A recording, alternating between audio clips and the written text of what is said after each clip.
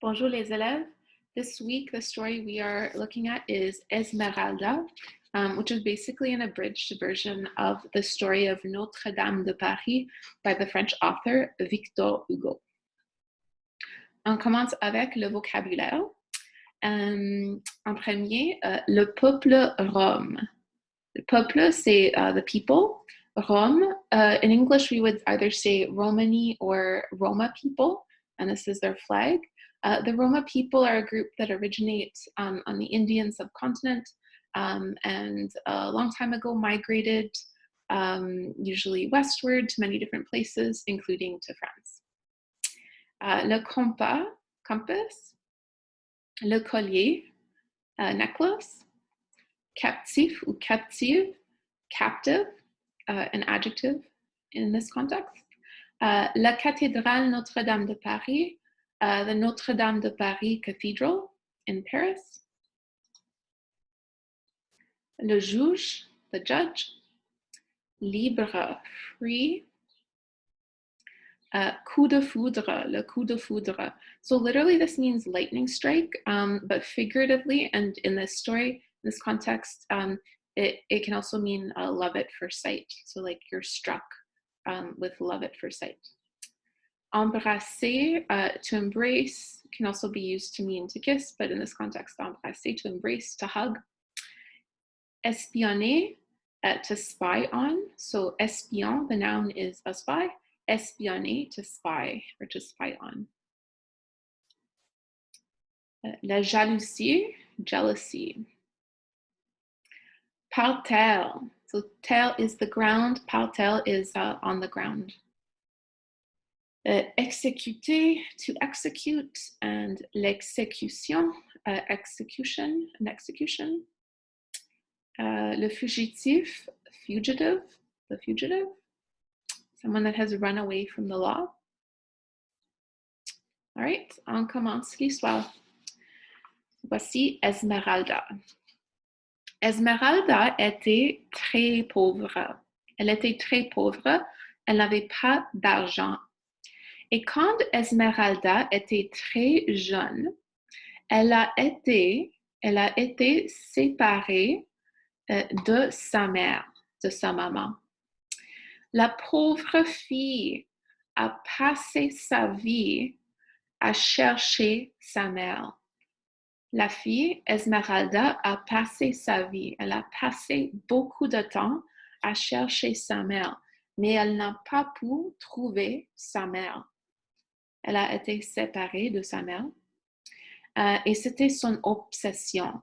Chercher sa mère était son obsession. Elle était obsédée parce qu'elle voulait trouver sa mère. Esmeralda habitait avec un groupe rome.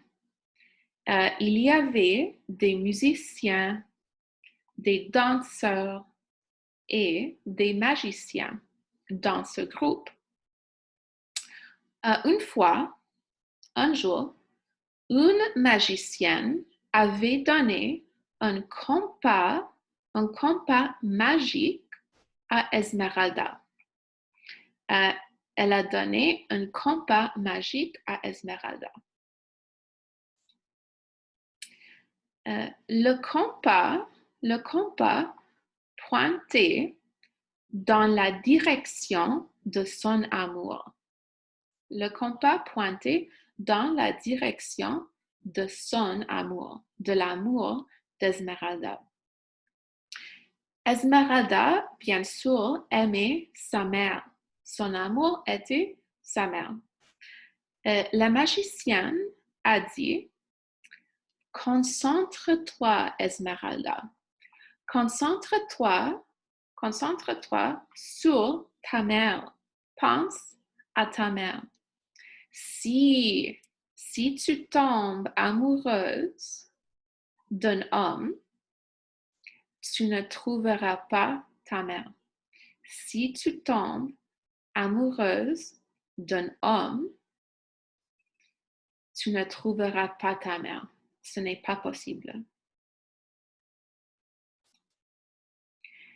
Esmeralda était une fille sérieuse et extrêmement belle.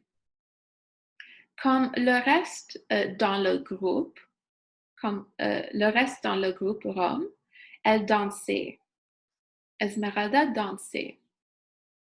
Sa beauté, la beauté d'Esmeralda, a attiré l'attention des hommes. Mais Esmeralda ignorait les hommes.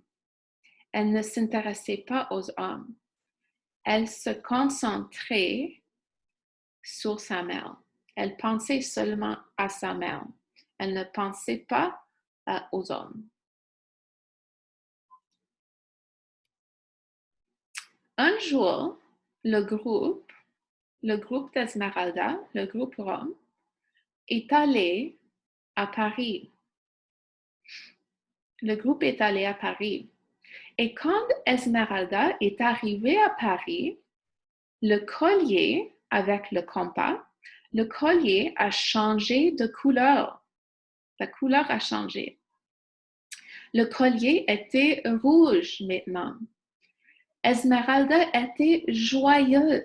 Elle était contente parce que c'était possible que sa mère soit à Paris.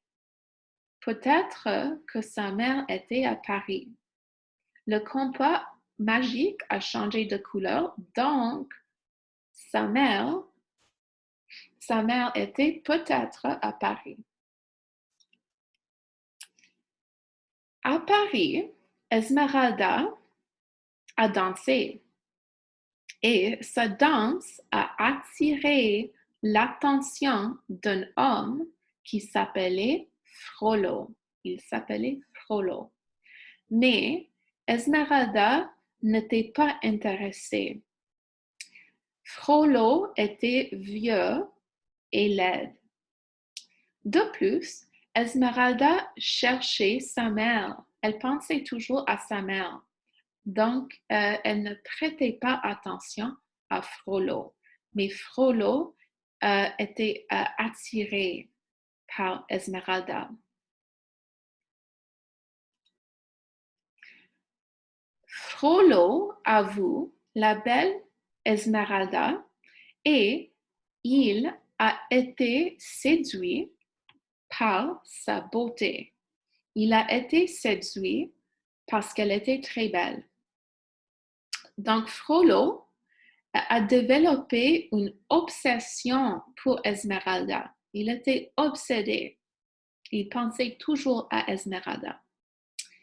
Puis, Frollo a commandé à son fils adoptif, Quasimodo, de kidnapper Esmeralda.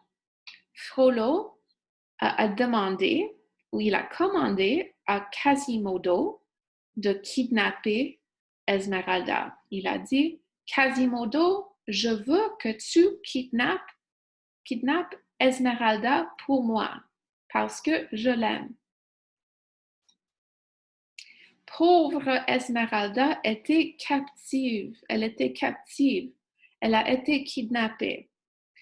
Elle a rejeté Frollo et elle lui a dit, je vous déteste, Frollo.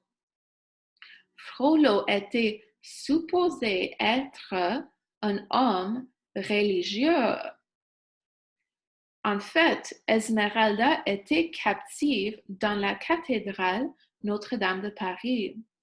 Frollo travaillait dans la cathédrale parce qu'il était homme religieux. Il était supposé être religieux. La rumeur a dit qu'il y avait une personne captive dans la cathédrale. Donc, le capitaine Phébus est arrivé pour investiguer. Il est arrivé à la cathédrale pour investiguer. Et là, il a vu Esmeralda.